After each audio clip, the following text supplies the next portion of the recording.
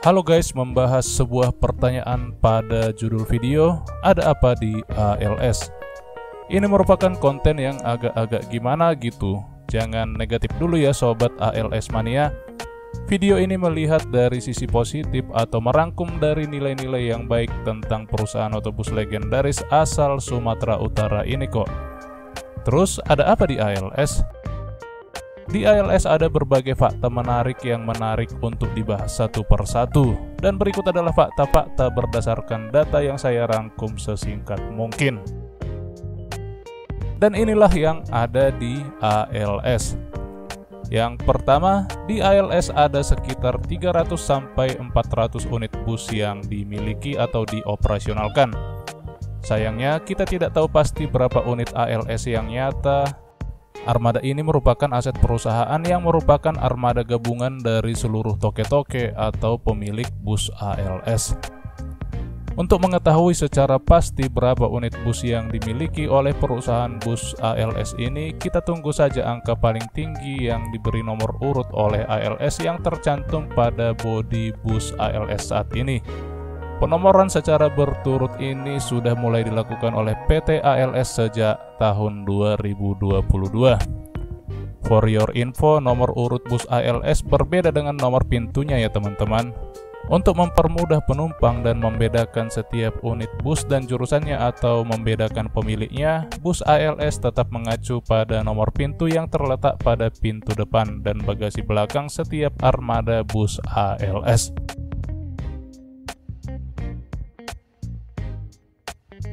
Yang kedua, di ALS ada ribuan tenaga kerja baik supir, kernet atau kondektur, tukang cuci bus, tukang bengkel, mandor, agen-agen, perwakilan, karyawan kantor, satpam, dan lain-lain. Dengan kata lain, jumlah ini merupakan aset sumber daya manusia terbanyak pada perusahaan otobus di seluruh Pulau Sumatera. Sumber daya manusia ini merupakan ujung tombak perusahaan yang berhadapan secara langsung dengan pelanggan atau penumpang. Kualitas SDM memang sebanding dengan hasil yang ingin diraih oleh perusahaan, yaitu kenyamanan, keselamatan, keramah tamahan, kejujuran, ketepatan waktu, dan kemampuan kru dalam menjaga dan merawat kendaraan masing-masing. Misalkan bus ALS yang beroperasi ada 300 unit, maka ada 600 supir dan 600 kernet yang bekerja. Jumlah itu sama dengan 1.200 orang karyawan yang bekerja mengelola unit bus ALS yang ada.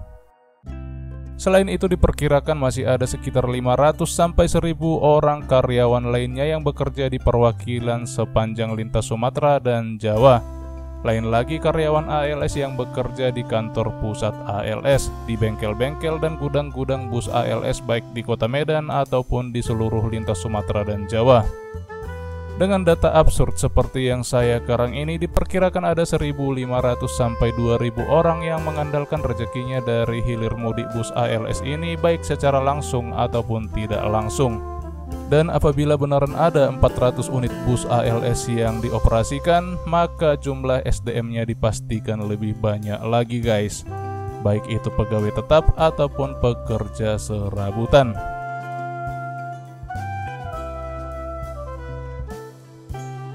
Yang ketiga, di ALS ada ribuan penumpang yang melakukan perjalanan di sepanjang rute yang dilalui oleh bus ALS setiap harinya, baik itu perjalanan antar kota dalam provinsi ataupun antar kota antar provinsi lintas Sumatera dan Jawa. Menurut analisa imajinatif saya, jika sesuai dengan papan jadwal, ada 27 keberangkatan setiap hari dari pool pusatnya di Kota Medan. Maka akan ada 27 bus dengan rata-rata kapasitas bangku 21 seat sampai 45 seat.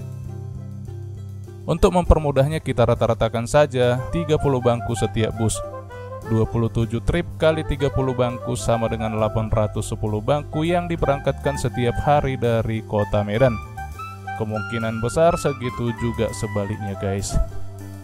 Menurut analisa mandor admin di lapangan, diperkirakan setidaknya ada 1.000 orang penumpang setiap hari yang melakukan perjalanan dengan bus ALS ini, baik itu dari Medan ataupun menuju Medan guys. Uniknya pada bus ALS ini, data real jumlah penumpangnya tidak bisa dipastikan alias tidak ada data yang benar-benar valid. karena para pengusaha ALS lebih membutuhkan laporan keuangan dari setiap keberangkatan atau setiap trip bus ALS.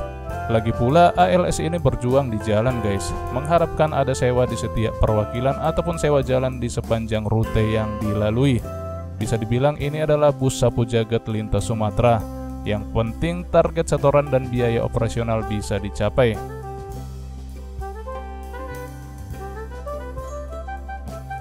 Yang keempat, di ALS ada usaha lain yang usahanya itu mendapat pasokan dan keuntungan dari hilir mudik bus ALS setiap harinya ini. Usaha-usaha tersebut diantaranya adalah rumah makan, bengkel-bengkel besar ataupun kecil, toko onderdil atau spare part, tempat pencucian bus, hingga usaha karoseri baik yang body repair ataupun karoseri bus baru dengan merek-merek yang ternama.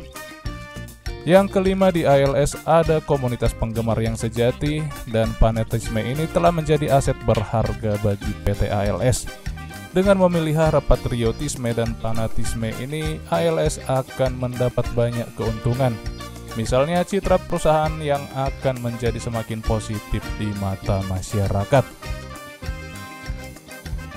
Dan yang keenam, di ALS ada berjuta cerita, kisah-kisah yang menarik dan sejarah yang panjang. Bisa dibilang ALS merupakan legend di dunia perbisan Indonesia. Itulah sebabnya para konten kreator sangat excited untuk membuat konten tentang bus ALS ini. Bukan rahasia lagi kalau konten mengenai bus ALS merupakan penghasil AdSense terbesar bagi YouTuber Bismania di seluruh Indonesia. Tentu kita sudah tahu ada YouTuber yang berhasil membuat kisah ALS ini menjadi semacam hiburan bagi penonton dan penggemarnya.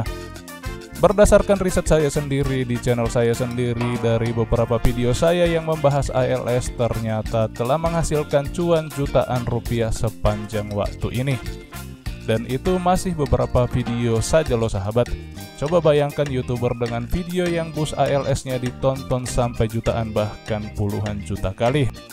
Jadi secara tidak langsung ALS telah menjadi sumber rezeki bagi konten kreator, dan tentunya secara tidak langsung ALS juga meningkatkan taraf hidup para konten kreator tersebut. Selain para konten kreator, media sosial yang membahas tentang bus ALS secara tidak langsung juga telah menjadi sarana iklan atau promosi gratis bagi perusahaan ALS ini kepada masyarakat luas. Selain itu, di ALS ada juga manajemen yang berhasil membawa perusahaan ini ke lintas generasi, dari generasi pertama sukses ke generasi kedua, dan akan sukses juga ke generasi yang selanjutnya. Mari kita doakan ya sahabat. Dan seperti itulah sobat-sobat ALS semuanya, ALS telah menjadi tulang punggung kehidupan ribuan orang dan telah mengantarkan setidaknya ratusan juta bahkan miliaran perjalanan selama masa tugasnya sejak tahun 1960-an sampai tahun 2023 ini. ALS telah menjadi sumber rezeki bagi konten kreator juga, dan telah mengantarkan ribuan orang atau bahkan jutaan orang menggapai impiannya, maupun juga yang belum berhasil menggapainya guys. Dan itulah yang ada di ALS. Bagaimana pendapat saudara-saudara sekalian? Silahkan komen di bawah video ini. Terima kasih sudah bersedia menonton video ini dari awal sampai ke akhir.